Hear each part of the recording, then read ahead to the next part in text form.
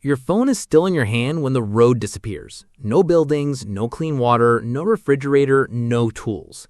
50 meters away, something enormous lifts its head, and your brain gives you the obvious answer. That is what kills me.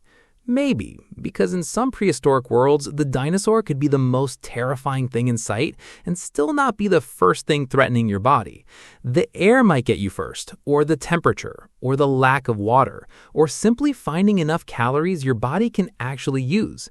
In some cases, that countdown could start frighteningly fast. So we're going era by era to answer one question. What fails first, and when does a modern human finally get a real chance? Take the snake on a hike problem. You're walking on a hot afternoon when a snake crosses the trail 20 feet ahead. Your eyes go straight to the snake, not the half-empty water bottle, not the heat coming off the ground, not how far you are from shade. That reaction makes sense. Moving teeth feel like danger in a way dehydration doesn't. But if your body is already overheating and losing water, the snake can be the most dramatic thing in the scene without being the thing that decides whether you make it home.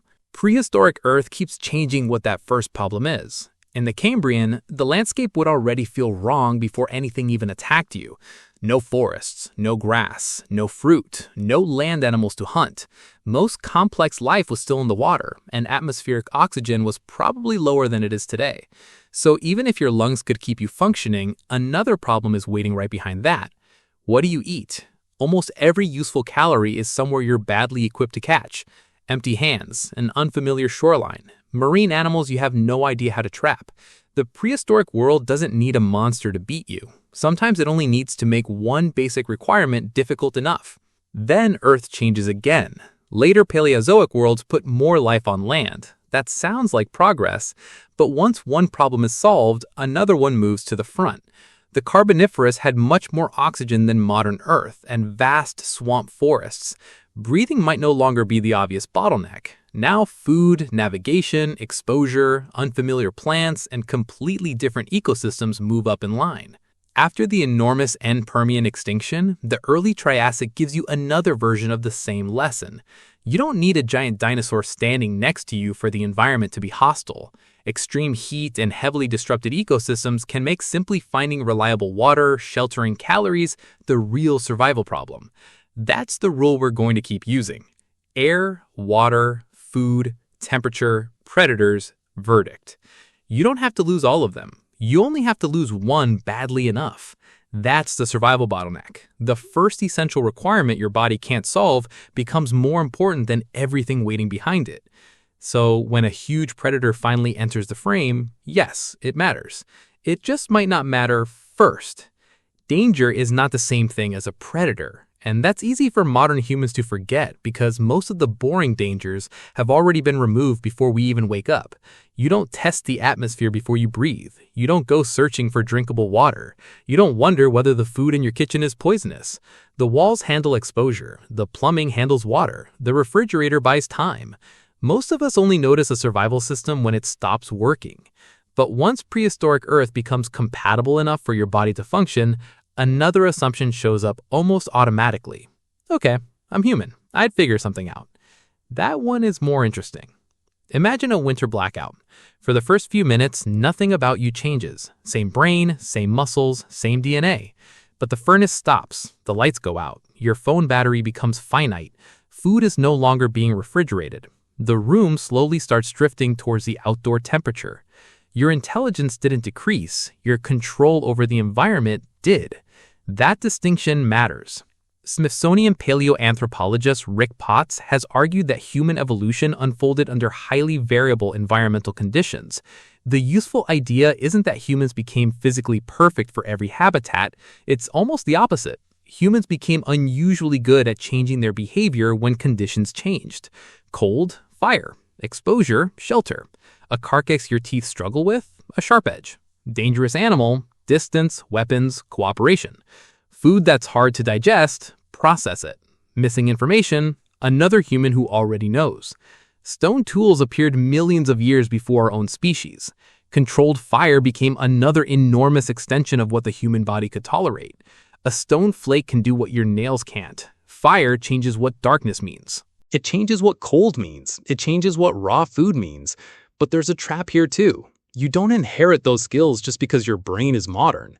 Knowing that fire exists is not the same as making one when you're wet, cold, scared, and empty-handed. Knowing a plant contains calories is not the same as knowing whether it's safe to eat. Knowing you need shelter doesn't teach your hands which local materials will actually keep out wind and rain. Tracking, fire making, food processing, tool making, and shelter building aren't just thoughts, they're learned behaviors. And much of what made those behaviors powerful was passed from one human to another. Humans survive by changing what they do when the world changes. The body was never the whole survival system. Now, stand 6 feet from a lion at a zoo. You can look straight at it, maybe take a picture, maybe smile. Your nervous system does not behave as though a large predator is 6 feet away because there's a transparent wall between you. Now, remove the glass. Nothing about your muscles changed, nothing about the lion changed, but the survival relationship changed instantly. That piece of glass is a tiny version of what humans have been doing for a very long time. We move problems away from the body. Fire pushes cold outward, shelter pushes weather outward, cooking moves part of digestion outside the gut, tools move cutting outside the teeth, weapons move dangerous animals farther from the skin. Cooperation moves watchfulness, memory, labor, and knowledge outside a single individual. One concept used to describe part of this is niche construction. In plain English, humans don't just adapt to environments, humans also change environments so those environments become easier for human bodies to use. And now prehistoric Earth starts changing meaning again. The closer you get to later terrestrial environments with breathable air, accessible fresh water, familiar kinds of plants and animals, useful wood and stone, and climates the human body can tolerate, the more your behavior finally gets a chance to matter. Mesozoic Earth can give you better basic conditions than some earlier worlds, but now large land predators, unfamiliar food webs, and knowing what you can safely use become more important. Later Cenozoic landscapes become increasingly familiar. By the Plio-Pleistocene, the question is much less, can a human body exist here at all, and much more, can this human behave well enough to stay alive? That's a huge improvement. It is not safety. A naked, isolated modern person in a Pleistocene landscape still has cold, injury, predators, disease, water, hunger, and exposure to deal with. But now the environment is giving human intelligence something useful to work with. Materials, fuel, food on land, shelter possibilities, and ecosystems much closer to the animals we're close to. Your odds improve because the relationship becomes more compatible, not because your body suddenly becomes impressive. That's the uncomfortable part of calling ourselves the dominant species. At the species level, humans have transformed ecosystems across the planet. At the individual level, one unarmed human is still a relatively soft primate with no claws, no armor, modest teeth, and a pretty narrow range of temperatures it can comfortably tolerate. Those two facts don't contradict each other. They explain each other. Human capability became distributed. A faucet looks like plumbing until it disappears. Then it becomes water access. A refrigerator looks like an appliance until the power goes out. Then it becomes food preservation. A house looks like somewhere you live until the weather turns dangerous. Then it becomes part of your physiology. Civilization did not make the human body unbeatable. It made more environments survivable for the human body. So, could a modern human survive prehistoric Earth?